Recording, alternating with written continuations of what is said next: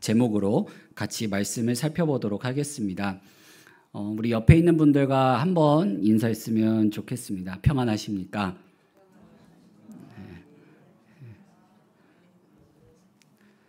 네, 혹 마음에 아직 오늘 하루 가운데 쌓여 있는 캐캐 묵은 감정이나 아니면 석연찮은 그런 마음들이 있으시다면 오늘 말씀을 통해서 이 시간 다 하나님 앞에 내려놓고 나아가시기를 간절히 소망합니다. 우리는 살다 보면 억울한 일을 당할 때가 있습니다. 근데 이 억울한 일, 또 이제 섭섭한 일, 서운한 일, 또 감정에 굉장히 상하는 일이 있을 때 주로 내 주변에 가까이 계신 분들에게 하소연을 하곤 합니다. 왜 할까요? 왜 하소연할까요? 좀 말이라도 해야지 수련하니까 하는 거예요. 그럴 것 같아서 일단 얘기를 합니다. 그러면 속이 좀 후련하신가요? 근데요, 한 사람에게 이게 말했으면 거기서 이게 후련하다면 멈춰야 되는데 그렇지 않고요. 또 다른 대상에게 가서 말을 하는 게 일방적입니다. 그러면 왜 우리는 이 안에 있는 것들이 좀처럼 해소가 되지 않는 것일까요? 우리 마음 안에 있는 이 감정이라는 것은 쉽게 사라지지 않습니다. 항상 이 앙금이 남아 있습니다. 그 이유가 뭐냐면 우리 안에 있는 것들은 근본적으로 내 입이나 내 힘이나 세상적으로 해결할 수가 없기 때문에 그렇습니다. 그러면 근본적인 문제의 앙금이 남아서 풀리지 않다면 우리는 종국에 어디까지 가게 될까요? 너무나도 상처받고 힘들고 억울한 일을 당했는데 이게 주변에 얘기해도 호소해도 풀리지 않을 때에는 어디까지 가게 되냐면 법정에 서게 됩니다. 왜냐하면 이 감정이 치달을 대로 치달아가기 때문에 그렇습니다. 왜 법정에 서게 될까요? 왜 이 문제를 가지고 법원까지 가게 될까요? 법원이라도 가면 법 앞에서는 모두가 평등하다는 그 믿음 하나 때문에 그 법으로 말미암아 공의가 실현돼 가지고 내 안에 있는 것들이 좀 해결될 것 같이 느껴지기 때문에 그렇습니다. 하지만 우리는 수많은 이 나라 안에서 벌어지는 사건 사고와 이 지난 세월들에 이뤄진 일들로 봤을 때 그게 법원을 통해 가지고 뭔가 해소된다고 하더라도 사람들이 그렇게 쉽사리 인정하지 않습니다. 끝까지 이 뒤에 뭔가 있다라고 외치며 나아가곤 합니다. 왜 그럴까요? 이 세상에 있는 법으로는 100% 공의로운 심판이 이루어질 수가 없기 때문에 우리 마음 가운데 있는 이 감정과 이 억울함은요, 해소되지가 않기 때문에 그렇습니다. 그러면 어떻게 해야 할까요? 예수님을 믿는 우리들에게는 우리들만의 해결 방식이 있습니다. 성경을 보게 되면 하나님께서는 자기 자신을 뭐라고 말씀하시냐면 의로운 재판관이라고 말씀하십니다. 그러니 우리는 억울한 일이 있을 때 이 공의롭고 정의롭고 의로우신 재판관이신 이 하나님께 가서 아뢰면 됩니다. 아멘 하셨지만 그래도 내일 또 가면은 누군가에게 그 하루 동안 있었던 작고 큰 그런 일들을 누군가에게 또 얘기하고 있습니다. 하지만 하나님께서는 분명 자기에게 아뢰일 때 하나님께서 그것을 풀어주시겠다라고 말씀하시고 약속하셨습니다. 그런데 여기서 중요한 점은 그렇게 하나님께 아뢰다 하더라도 마음 가운데 뭔가 앙금이 남아 있을 수 있습니다. 그렇겠지만 하나님께 이 모든 것을 다 얘기하고 난 다음에는 뒤끝이 없어야 돼요. 그게 바로 그리스도인의 모습입니다. 억울함을 모두 하나님께 맡기기로 했다면 나의 억울함, 나의 감정, 또 때로는 원수와 같은 일을 온전히 하나님의 손에 맡겨드려야만 합니다. 그게 옳습니다. 그리고 지금 느끼고 있는 나를 휘어잡았던 이 격분한 감정, 섭섭한 마음, 상처 입은 것에서 벗어나야 합니다. 하지만 우리는 계속해서 그 감정을 묵상할 때가 많이 있어요. 하나님의 말씀을 묵상하고 하나님의 뜻을 묵상해야 되는데 계속 내 안에 이 상처 입은 것들, 억울한 감정을 묵상합니다. 혼자서 씩씩 삭혀요. 우리는 거기에서 벗어나야만 합니다. 하나님께 맡길 수 있다면 우리는 더 이상 여기에 사로잡히지 않으려고 해야 합니다. 오히려 그럴 때마다 하나님께서 풀어주실 것을 확신하고 힘들겠지만 이 모든 것을 하나님 앞에 맡겨드렸으니 하나님께서 이 모든 것을 풀어주실 것을 믿으며 하루하루를 은혜 가운데 나아가야 합니다. 오늘 말씀을 보게 되면 이 굉장히 이 분노함에 휩싸여 있는 다윗의 모습을 볼 수가 있습니다. 근데 그 다윗의 이 감정에 휩싸여 있는 다윗을 은혜의 길, 옳은 길로 인도하는 한 여인이 등장을 합니다. 누구죠? 아비가일입니다. 아비가일은 굉장히 지혜로운 여인이었고요. 그리고 용기 있는 여인이었습니다. 용기 있게 이 분노에 휩싸여 있는 다윗 앞에 나아가서 다윗을 올바른 길로, 은혜의 길로 인도합니다. 우리 26절 말씀을 한번 읽어보겠습니다. 내 주여 여호와께서 살아계심을 두고 맹세하노니 내 주도 살아계시거니와 내 주의 손으로 피를 흘려 친히 보복하시는 일을 여호와께서 막으셨으니 내 주의 원수들과 내 주를 해하려 하는 자들은 나발과 같이 되기를 원하나이다. 아멘. 일전에 우리는 다윗의 이야기를 알고 있습니다. 다윗은요, 자기를 죽이려고 온 사울을 어떻게 했죠? 하나님께서 기름 부으신 자라고 하면서 그를 해하지 않았습니다. 그의 그런 믿음 있는 모습과는 정반대로 이 나발을 향해서는 그가 굉장히 격분하고 분노에 휩싸여 있습니다. 아비가일은 그때 다윗이 사울에게 했던 그런 믿음의 모습, 아름다운 모습을 떠올리게 하며 다윗이 개인적으로 복수하는 것이 옳지 않고 선악간의 모든 판단을 하나님께 맡겨야 한다는 것을 일깨워주고 있습니다. 근데 재밌는 점은 이 26절 말씀을 보게 되면 이 아비가일이 한 말인데 마치 자기 남편이 죽어 있는 것처럼 얘기를 합니다. 자기 남편이 아직 살아 있거든요. 지금 아비가일은 선지자처럼 다윗에게 이 공의로운 하나님의 뜻을 선포하고 있는 겁니다. 아비가일은 다윗에게 복수는 하나님께 맡겨라. 그리고 때가 되면 하나님께서 당신을 왕으로 세우실 것이지 않냐라고 말하고 있습니다. 이렇게 말하고 나면서 점점 이 다윗의 마음 가운데 있는 이 분노의 감정이 누그러지기 시작합니다. 여기서 아비가일의 모습을 보게 되면 잘못된 것을 봤을 때 아무리 왕으로 기름 부은 다윗이라고 할지라도 그냥 침묵하고 있는 것이 아니라 용기 있게 나아가서 지금 잘못된 점을 콕 집어서 말하고 있습니다. 단호하게 말하고 있습니다. 우리는 이러한 아비가일의 모습을 통하여 필요할 때 옳지 못한 일을 봤을 때에는 그냥 묵인하고 방관하는 것이 아니라 그것을 단호하게 말할 줄 알아야만 합니다. 근데 단호하게 말할 때 어떻게 얘기해야 되냐면 아비가일처럼 굉장히 지혜롭게 얘기해야 돼요. 옳은 말이라 할지라도요, 지혜롭게 말을 해야 합니다. 다윗은 이런 지혜로운 아비가일의 말을 통하여 이 말씀이 진행됨에 따라 화가 누그러지고 하나님을 찬송하고 아비가일의 지혜를 칭찬합니다. 하나님이 아비가일을 통해 자신의 복수와 살인을 막으셨다라는 것을 다윗이 깨달았기 때문에 그렇습니다. 아비가일의 지혜와 용기는 이 다윗의 화만 누그러뜨린 게 아니라 이 나발 집안에 있는 사람들의 목숨을 보존하게 합니다. 근데 그렇게 다윗의 화만 누그러뜨리고 자기 집안 남자들만 살려낸 것이 아니라 이런 분노에 휩싸여서 범죄를 행할 뻔했던 다윗을 살려낸 것입니다. 그냥 다윗을 그냥 그 감정에서만 꺼내는 게 아니라요, 이 감정에 휩쓸려서 죄를 범하여 하나님의 심판 앞에 놓이게 될 다윗을 살려낸 것입니다.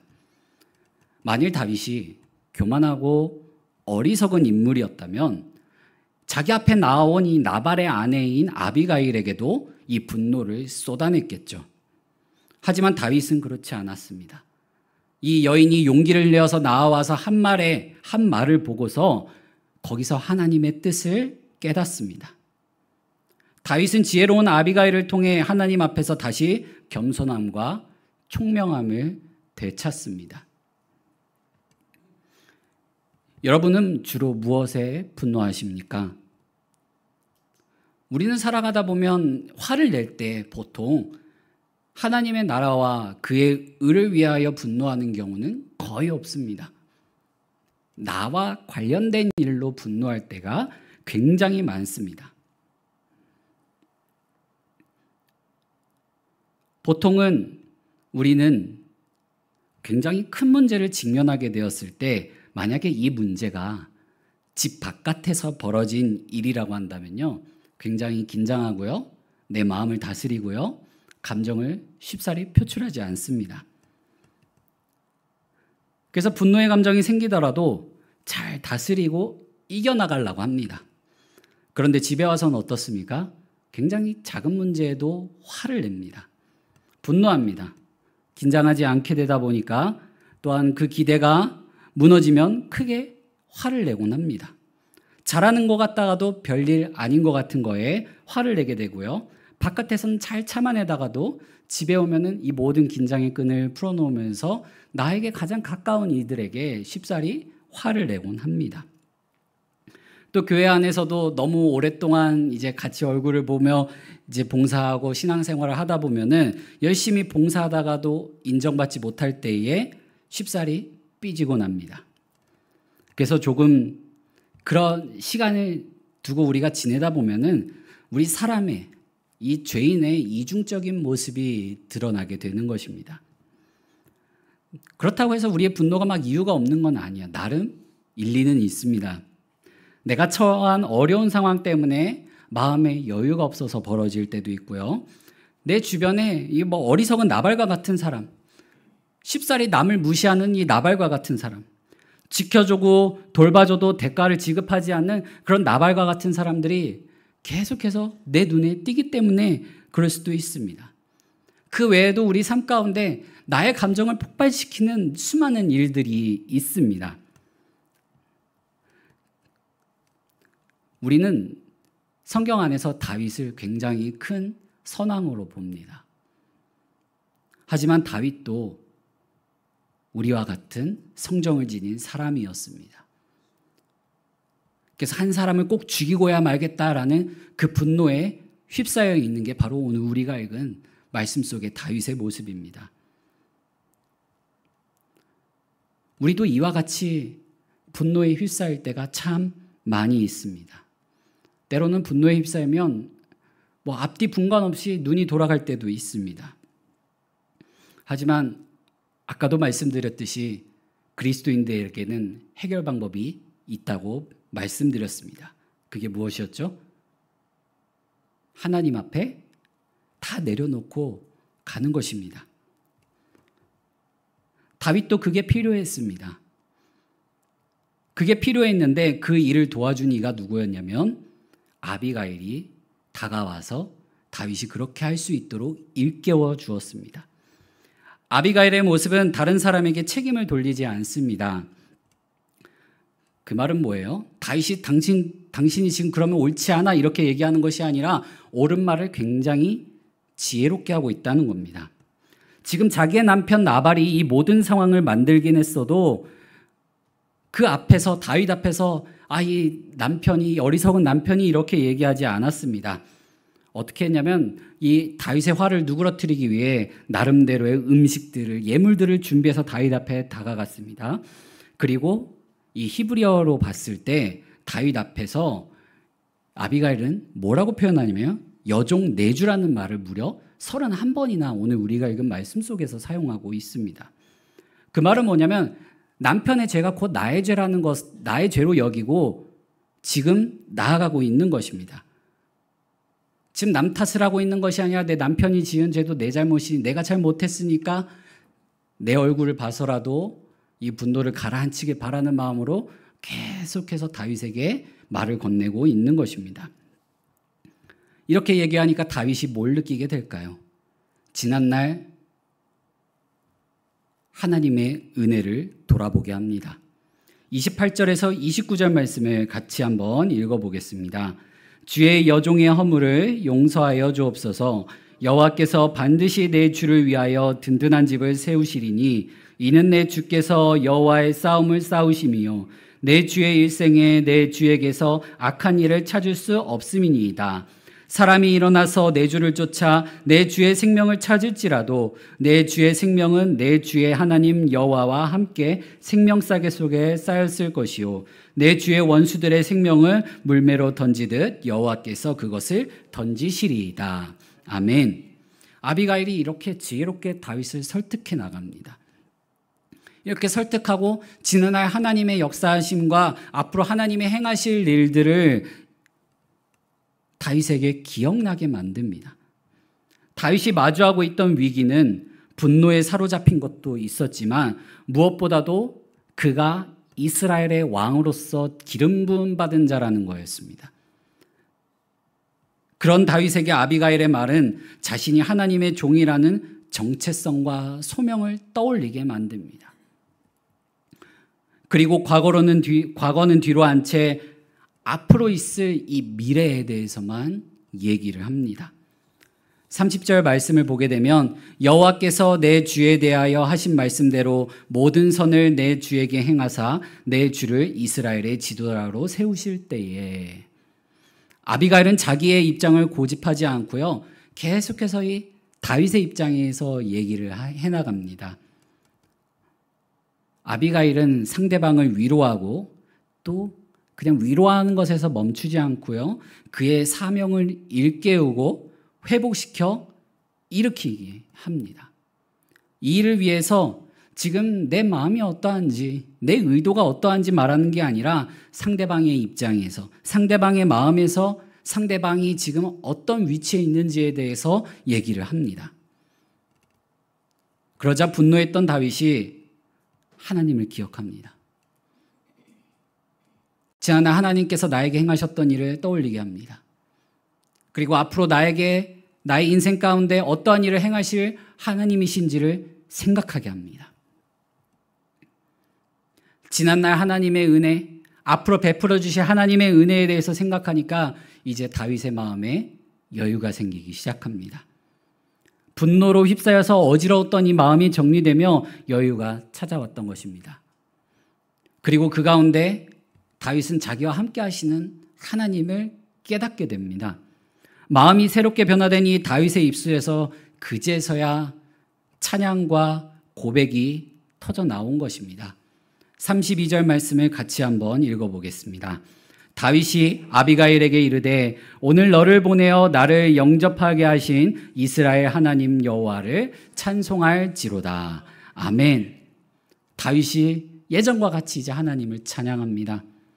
다윗은 육신의 본성과 순간의 감정에서 이제 깨어납니다. 거기서 일어섭니다.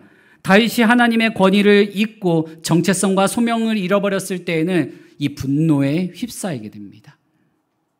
우리도 마찬가지입니다. 삶 가운데서 하나님의 나의 인생을 이끌어가고 계신다. 하나님이 나의 주권자시다. 나를 위해 선한 일을 준비하고 계신다. 내 인생을 통하여 하나님의 나라와 하나님의 뜻을 드러내기를 원하고 계신다라는 것을 잊어버렸을 때에, 그것을 망각하며 살아갈 때에, 세상 사람들과 똑같은 모습으로 살아갈 때에 우리는 그리스도인이 아니라 세상 사람들과 똑같은 모습으로 살아가게 됩니다. 하지만 다윗과 같이 이렇게 하나님의 은혜, 하나님의 주권, 하나님께서 부여주신 그 소명을 인정하고 다시 깨달게 되었을 때 이전과 같이 하나님을 찬양하는 아름다운 모습을 되찾게 됩니다. 사랑하는 성도 여러분, 우리의 삶을 보게 되면 이 두 가지 모습이 다 있습니다. 하나님을 은혜롭게 찬양할 때, 또 인간적인 본성에 휩싸여서 쉽사리 화를 내고 내 감정을 제어하지 못하는 그런 모습들이 있습니다. 사소한 문제로, 때로는 큰 문제로, 내 손으로 어떻게 해결할 수 없는 그런 문제로, 내가 할 수도 있지만 마음에 여유가 없었던 그 순간의 나의 모습 때문에 생긴 그 문제로 나의 삶 속에서 절제와 온유의 모습이 사라지곤 합니다. 때로는 자존심이 상한다고 내가 모욕당했다고 여기고 수치당했다고 여겨서 무너지기도 합니다. 그러나 이런 모습이 계속된다면 우리는 더 깊게 그 수렁의 길로 빠져들어가게 됩니다. 하지만 우리 그리스도인들에게는 해결 방법이 있다고 말씀드렸습니다. 이 모든 것을 하나님 앞에 내려놓는 것입니다. 때로는 내가 그것을 알면서도 그 일을 할 수가 없을 때가 있습니다. 그래서 뭘 해야 되냐면요. 아비가일과 같은 사람들을 내 주변에 두어야 합니다. 한마디로 뭐냐면 믿음의 친구들을 내 옆에 두어야 된다는 것입니다. 내가 세상 속에 파묻혀서 내 감정에 휩싸여서 내가 하나님의 자녀라는 사실과 하나님이 나에게 맡겨주신 소명을 잊어갈 때 다시 나를 일으켜 세워줄 그 믿음의 사람이 내 옆에 있어야 한다는 것입니다. 오늘 말씀 속에서는 다윗에게 하나님께서 이 아비가일을 붙여주셨습니다. 아비가일을 붙여주심으로 말미암아 다윗이 다시 하나님의 사람이라는 것을 깨닫게 됩니다. 하나님께 은혜를 입은 사람이라는 사실을 기억나게 만듭니다. 하지만 이 사람보다도 믿음의 사람보다도 무엇보다도 우리의 그런 정체성과 소명을 일깨워 주시는 분이 계십니다. 쉬지 않고 우리 마음 가운데 함께 하셔가지고 계속해서 말씀하시는 보혜사 성령님이십니다. 오늘 말씀 속 아비가일은 이 성령님과 같은 역할로 다윗의 정체성과 그의 소명을 일깨워 주었습니다. 그의 소명을 다시 기억나게 했습니다. 다윗은 아비가일을 만나 왜 분노했는지 그 원인을 알게 되었습니다. 그리고 자신이 하나님의 자녀, 하나님의 종이라는 그 소명과 정체성을 다시금 기억하게 됩니다. 그렇게 다윗은 분노의 자리에서 찬송하는 자리로 나아가게 됩니다. 사랑하는 성도 여러분, 우리는 살아가다 보면 나를 너무나도 격분시키고 분노하게 만드는 사람이 있습니다. 하지만 그때 생기는 감정들과 그때 있던 기억들을 계속 쌓아두게 되면 응어리가 되어 결국 터지고 맙니다. 이 응어리가 지기 전에 흘려보내야 됩니다. 풀어내야 됩니다. 그래서 감정을 다스리는 방법을 먼저 배워야 돼요. 그래서 에베소서 4장 26절 말씀에 사도 바울이 뭐라고 하면 이 분을 해질녘까지 품지 말라라고 합니다. 우리는 선한 일을 하다가도 이렇게 분노할 때가 있습니다. 하지만 우리는 계속해서 내 마음을 다스리는 훈련을 해야 합니다. 왜냐하면 그 감정에 계속 휩싸이게 되면 문 앞에 엎드려서 우리의 마음의 틈을 비집고 들어올 그 죄가 호시탐탐 노리고 있기 때문에 그렇습니다. 사랑하는 성도 여러분, 감정에 휩싸여 마음이 조절이 안 되는 순간들이 내일도 찾아올 수도 있습니다. 오늘 경험하신 분들도 있을 것입니다. 그럴 때마다 우리는 먼저 내 주변에 믿음의 친구들을 찾아가셨으면 좋겠습니다. 이와 같은 때를 위해 우리를 한 공동체로 묶어주셨습니다. 우리 옆에 있는 분들이 바로 믿음의 사람입니다. 믿음의 친구입니다. 우리 그분들에게 한 번씩 인사하겠습니다. 잘 부탁합니다. 네. 혹시 엇나가거나 잘못된 모습을 봤을 때에도 이 뼈 때리는 말을 하시는 게 아니라 옳은 말이라도 지혜롭게 잘 어르고 달래서 이끌어 가시기를 간절히 소망합니다. 그리고 무엇보다도 내가 그런 감정을 마주하게 되고 응어리가 졌을 때에 내 안에서 역사하시며 능력을 주시는 그 성령님을 의지했으면 좋겠습니다. 하나님 앞에 여러분의 마음을 고백하며 나아가십시오. 하나님 앞에 고백할 때 여전히 하나님의 은혜가 내 삶에 있다는 사실을 깨닫게 되며 회복이 되어 하나님을 찬양하게 될 것입니다. 하나님 앞에 고백하며 나아가 하나님의 자녀로서의 정체성을 회복하고 하나님의 백성으로서 하나님을 찬양하는 우리 모든 성도님들 되시기를 간절히 소망합니다. 우리 이 시간 함께 같이 기도하겠습니다. 이 시간 기도할 때 하나님, 나는 죄인이라 내 마음 가운데 응어리진 것들이 있습니다. 아직 치유되지 않는 상처들이 있습니다. 이것들을 먼저 주님 아버지 앞에 붙들며 나아가오니 주님 회복시켜 주시고 이 회복된 삶을 통하여 다시금 여호와 하나님을 찬양하며 나아가는 내가 될 수 있게 해달라고, 주의 백성이 될 수 있게 해달라고 우리 시간 함께 같이 기도하며 나아가겠습니다.